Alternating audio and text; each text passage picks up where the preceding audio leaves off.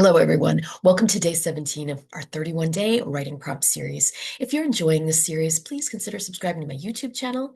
And there's a link in the comments section to get the full series in your inbox. Today's prompt centers on a character recognizing themselves in someone else. For our open prompt, write a moment in which your character, or you if you're writing a memoir, unexpectedly recognizes themselves in another person.